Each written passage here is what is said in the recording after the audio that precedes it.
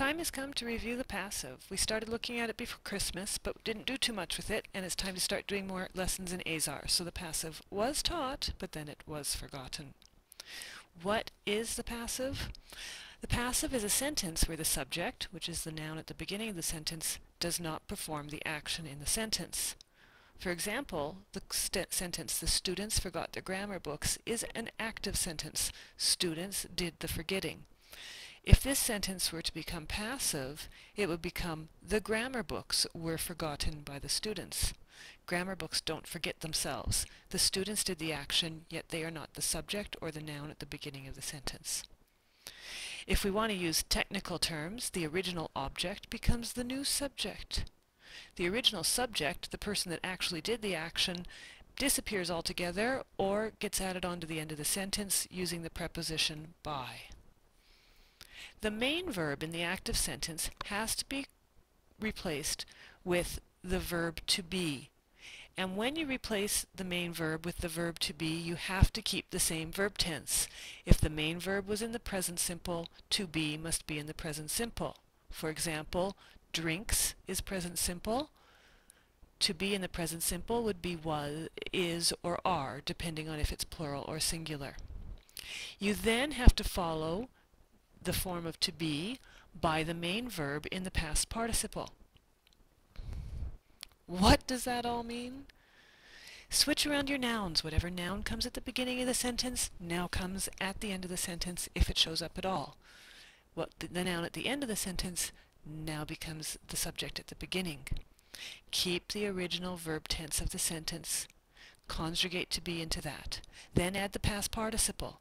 If it's a regular verb, the past participle just has ed and added to the end. If it's an irregular verb, you need to know your past participles from your irregular verb list. It's the third column. What's really strange about this is if the sentence is in the future, okay, the students will forget their grammar books. The sentence in the passive becomes, "The grammar books will be forgotten by the students." Even though it's in the future, we use the past participle forgotten, and that can be a little confusing sometimes. An example, Mrs. J drank all the coffee before 8:30. It was one of my good days. I got it all down before 8:30. The new subject is what the old object was before, so that is the coffee. Drank is in the simple past. It's an irregular verb. The past participle is drunk. If you think of the list, drink, drank, drunk.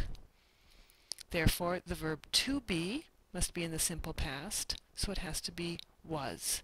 If it was plural, it would be were. So the full passive sentence becomes, "The coffee was drunk before 8:30 by Mrs. J."